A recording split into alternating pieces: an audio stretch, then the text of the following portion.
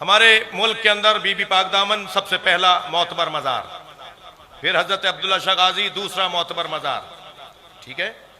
फिर उनके बाद जो मोतबर शख्सियात पाकिस्तान में दफने, बीबी पाक दामन लाहौर, ठीक है। मौला अली की बेटी हजरत मुस्लिम की जोजा, तिफला ने हजरत मुस्लिम की मां, जनाबे अब्बास की बहन, इमाम हुसैन की बहन मुख्तार सकाफी ने मकरान के साहिल पर उन्हें 35 बीबियों को और 2 मर्द थे उनके साथ, उन्होंने यहां मकरान के साहिल, यानी आप गवादर कहिए या कराची कहिए, कराची का साहिल कहिए या गवादर के साहिल कहिए, यहां उन्हें भेजा। उन्होंने उनसे कहा कि हम यहाँ महफूज नहीं है, हमें किसी पुरअमन जगह भेज दो। तो उन्होंने कहा सिंध में वहाँ का जो हिंदू है, वहाँ का जो रिहायशी है, उस वक्त तक इस्लाम की है, तो हज़रत मोइनुद्दीन चिश्ती रहमतुल्लाह अलैह ने तो उनके 400 साल के बाद आकर इस्लाम फैलाया है जी। 10 लाख मुसलमान किए उन्होंने, अजमेर शरीफ वाले। मगर ये तो मैं बात कर रहा हूँ आपसे 96 हिजरी की, ये तो मैं पहली सदी हिजरी की बात कर रहा हूँ। वो तो आए 400 साढ़े 400 सदी के बाद। यहाँ तो कोई मुसलमान ही नहीं था।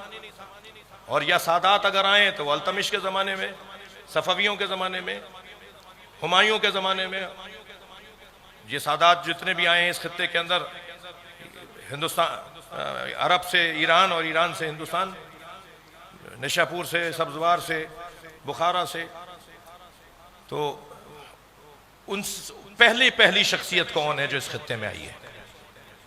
वो हज़रत बीबी पाक दामन है। और वो यहाँ आई और फिर यहाँ से वो लाहौर जंग तक सिंध था।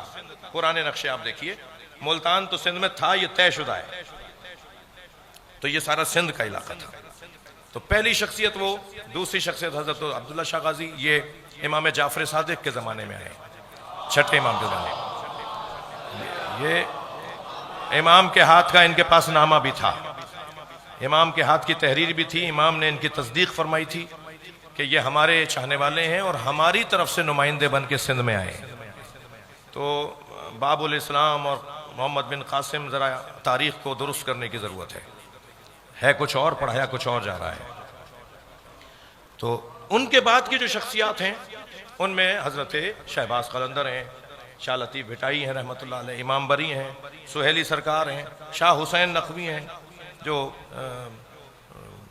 है मुजफ्फराबाद की छोटी पहाड़ी पर, उसको क्या कहते हैं, पीर चनासी, वो जो मुजफ्फराबाद की सबसे ऊंची पहाड़ी है, 20,000 फुट की चोटी के ऊपर, बिल्कुल चोटी पर उनका मज़ार है, नकवी सैयद हैं।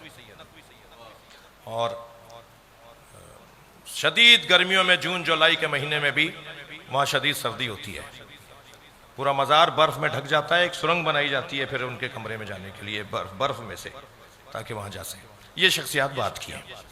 हज़रत शहबाज कलंदर के मज़ार पर मैंने अपनी आंखों से देखा, मर जाओ इससे पहले कि मौत आए, अपने मजमून पर बात कर रहा हूँ, मर जाओ इससे पहले कि मौत आए। मैंने अपनी आंखों से देखा एक महंगी गाड़ी से, मैं गाड़ी का नाम नहीं लूंगा वरना उस कंपनी की तबलीग हो जाएगी, एक महंगी गाड़ी से एक बहुत सूट बूट में जवान उतरा। मैं बैठा हुआ था खानकाह में, हाजन शाह, 18 काफियाँ हैं वहाँ पर, 18 सिलसिले हैं शहबाज कलंदर से जो निकले हैं फ़कीरी के। उनमें जो हाजन शाह वालों का बिग फ़कीर, अंग्रेज़ों ने लक़ब दिया था इस ख़ानदान को कि ये फ़कीरों में बिग फ़कीर है। मैं उनसे, मरहूम मग़फ़ूर से उनका इंतकाल हो गया, उनके पास उनकी काफ़ी में, उनकी खानकाह में बैठा था। उनके मैं सादा ज़बान में कहूँ, मैं खाने में बैठा हुआ था, ठीक है। मैं का भी तो फ़र्क है। आप लोग भी तो इस वक्त मैं पी रहे हैं, आप लोग जो इस वक्त मैं पी रहे हैं उसका नशा ही कुछ और है। सलवात पढ़े ज़रा मोहम्मद व आले मोहम्मद। तो वहाँ वो एक मैंने देखा, सामने गाड़ी रुकी, बड़ा सूट बूट में एक बड़ा खूबसूरत सा जवान उतर कर आया, हमारे बराबर से सलाम करता हुआ गुजरा, और पीछे उनकी खानकाह में एक झुग्गी थी, कमरा था छपड़े का, उसमें गया। वापस हम बातें कर रहे थे तो मैंने देखा कि कोई गुजर रहा है दोबारा, मगर उसने कशकोल डाला हुआ था, कपड़े उसने फटे हुए पहन लिए थे। और तो थोड़ा गौर करने पे मुझे एहसास हुआ कि ये तो वही है। तो मैंने शाह साहब से कहा, जनशाह मरहूम से, मैंने कहा शाह साहब ये जवान वही है जो भी गया था? कहना ये वही है। मैंने कहा क्या माजरा है? ये इतने महंगे कपड़े उतार के इतनी महंगी गाड़ी को छोड़कर अंदर गया है, कपड़े बदल कर अब दोबारा बाहर जा रहा है, ये माजरा क्या है?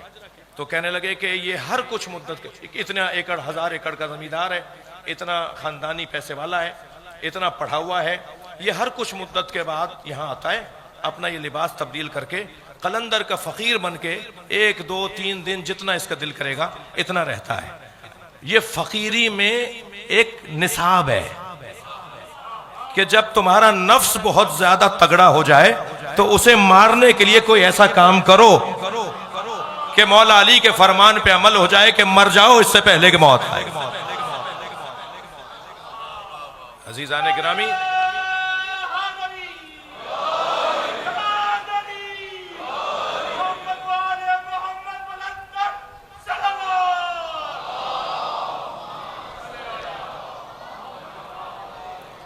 और सलवात का सहारा दीजिएगा।